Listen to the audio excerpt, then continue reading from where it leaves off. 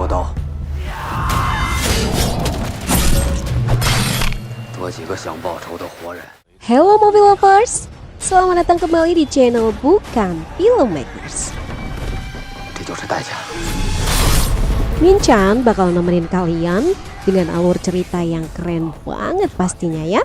Tapi Minchan ingetin ya, video ini berisi full spoiler.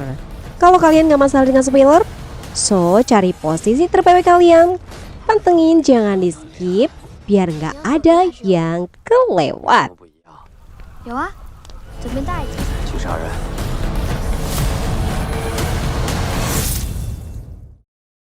Cheng Xiaozi adalah seorang pendekar pedang yang buta.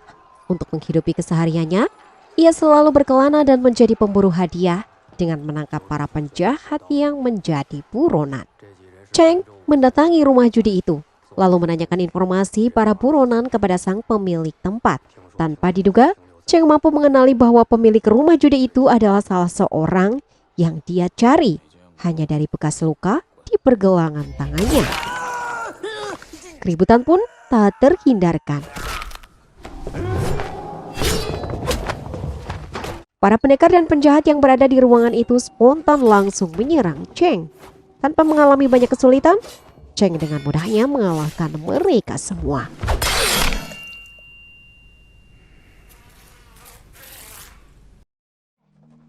Keesokan harinya, Zhang, seorang gadis kecil bersama adiknya dikejar-kejar oleh beberapa penjahat kacangan.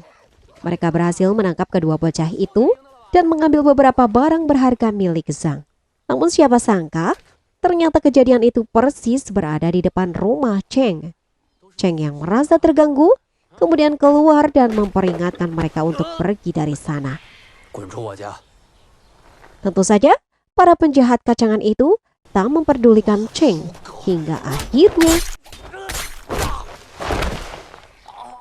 Zhang yang merasa telah ditolong ingin memberikan buah sebagai rasa terima kasih. Namun Cheng dengan dingin menolaknya.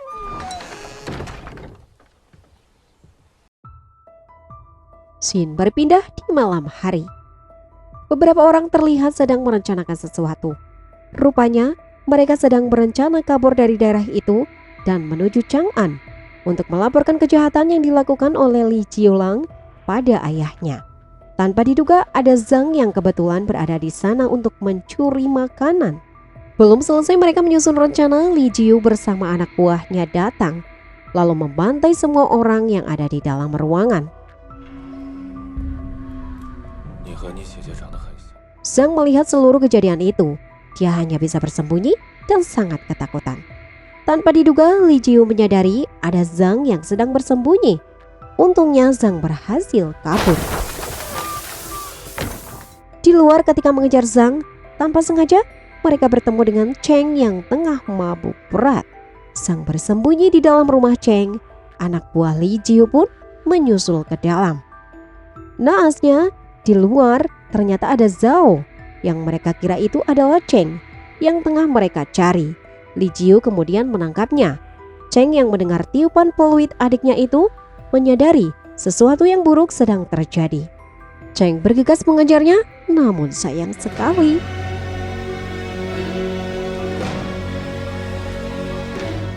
Keesokan paginya dipenuhi dendam, Zhang mendatangi rumah Cheng lalu memintanya membunuh para pembunuh adiknya.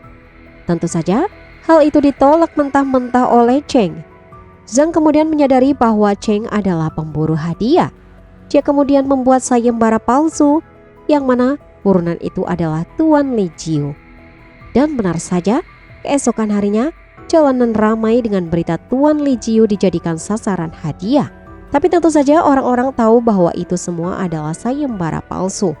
Tak hanya itu, Li Jiu juga mengetahui bahwa yang menulis sayembara itu adalah seorang bocah kecil yang kini tengah diburunya.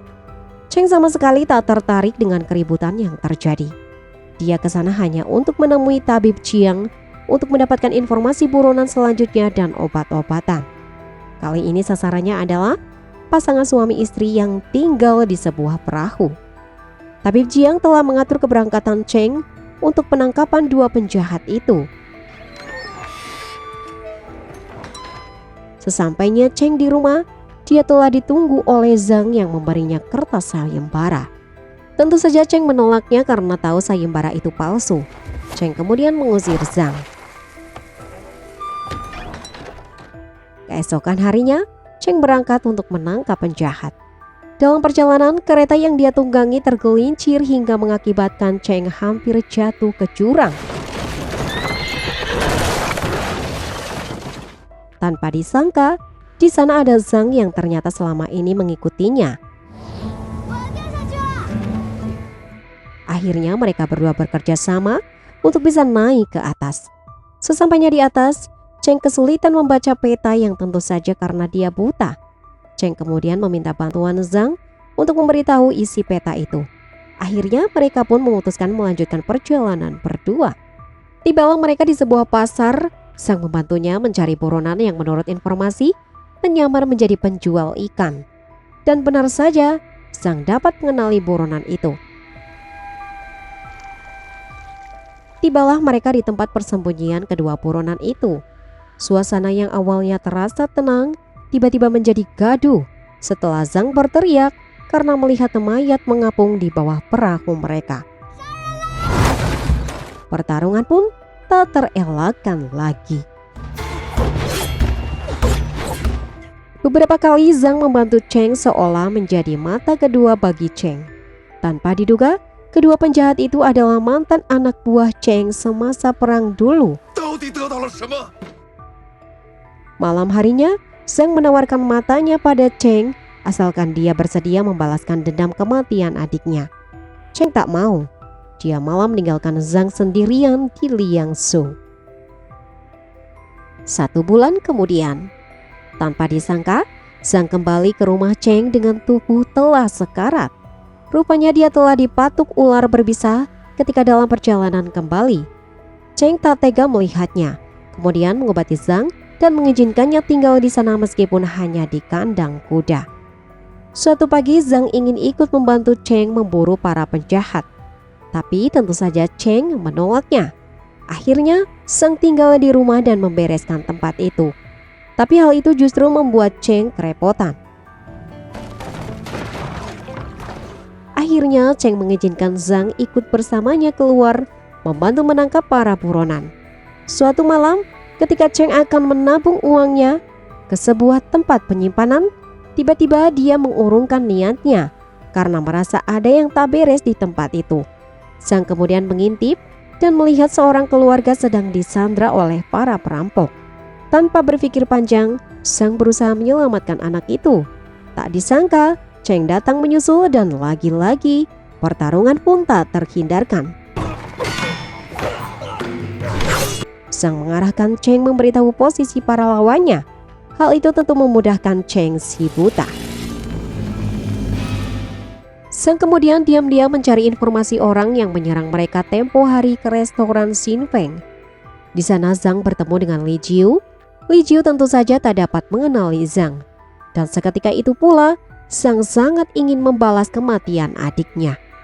Untungnya hal itu tak dia lakukan karena Zhang sadar bahwa Li Jiu bukanlah lawannya. Sepulangnya ke rumah, dia kembali meminta pada Cheng untuk mengajarinya membunuh orang. Dan lagi-lagi Cheng menolaknya. Zhang terus-terusan merengek agar Cheng mau membalaskan dendamnya. Bahkan dia mengatakan rela mati hanya untuk membalaskan dendamnya itu. Malam harinya, Zhang nekat mencuri bahan peledak untuk membalas dendam dari para penyelundup. Namun sayang sekali, aksinya itu ketahuan hingga dia dikejar dan terpojok. Untungnya tak lama kemudian Cheng datang menyelamatkan dan mereka berhasil pergi dari sana. Dari kejadian malam itu, akhirnya Cheng mengajari Zhang satu jurus untuk menaklukkan lawan. Dengan sangat bersemangat, Zhang terus melatih satu-satunya jurus yang diajarkan Cheng kepadanya. Tak peduli dimanapun terus melatih jurus itu, siang dan malam terus berlatih. Suatu hari Cheng mengajaknya berkuda. Tentu saja Zhang sangat senang karena seumur hidupnya itu adalah pertama kalinya dia menaiki kuda. Cheng mengatakan impiannya untuk kembali ke Chang'an, sebuah kota tempat kelahirannya.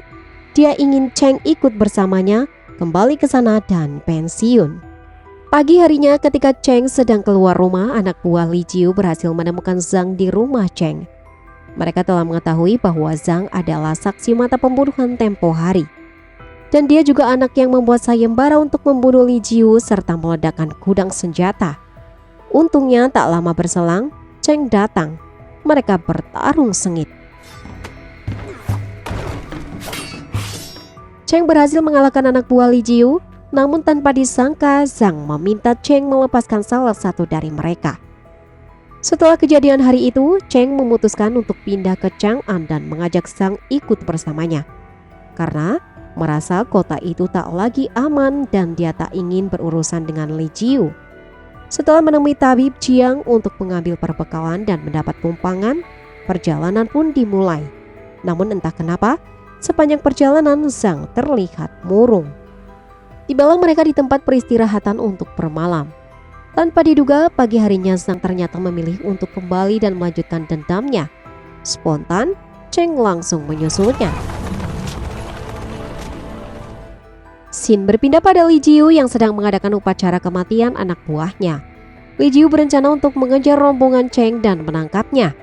Namun, tanpa disangka, ternyata dalam kamar Li Jiu sudah ada Zhang yang tengah bersembunyi dan bersiap menikamnya. Tentu saja, usahanya itu dengan mudah digagalkan, meskipun Li Jiu saat itu dalam kondisi lemah karena sakau. Li Jiu kemudian memasukkan obat candu ke dalam mulut Zhang hingga membuatnya sekarat. Dia kemudian mencekiknya. Untung saja, Cheng datang dan menyelamatkannya.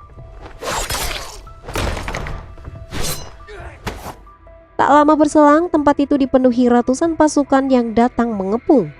Cheng menghabisi mereka semua sekuat tenaga sambil melindungi Zhang. Satu persatu pasukan penjaga tumbang oleh keganasan Cheng. Meskipun pergerakannya tak leluasa karena membawa Zhang bersamanya. Namun Cheng tak menyerah menghadapi ratusan penjaga demi menyelamatkan Zhang dari sana. Sampai akhirnya mereka berdua terkepung dan keadaan Zhang semakin sekarat. Akhirnya Cheng menggendongnya sambil bertarung. Setelah semua penjaga habis dibantai, dari belakang Li Jiu menyerang Cheng yang telah lemah dan kehabisan tenaga. Pertarungan keduanya pun berjalan seimbang. Cheng kesulitan menghadapi Li Jiu sampai dia terluka parah. Bahkan Cheng menghadang tusukan pedang yang akan diarahkan pada Zhang. Zhang kemudian mengulur waktu dengan memegang kaki Li Jiu dan akhirnya Cheng bisa menyerang hingga mengalahkannya. Mereka pun pergi dari sana. Zhang mengatakan akan menepati janjinya karena Cheng telah membantunya membalas dendam. Dia akan memberikan matanya untuk Cheng. Mereka berdua sekarat di depan rumah tabib Jiang. Di akhir film, terlihat Zhang masih hidup. Namun kita tidak tahu nasib Cheng. Zhang bersama tabib Jiang melakukan perjalanan menuju Chang'an dan film pun selesai.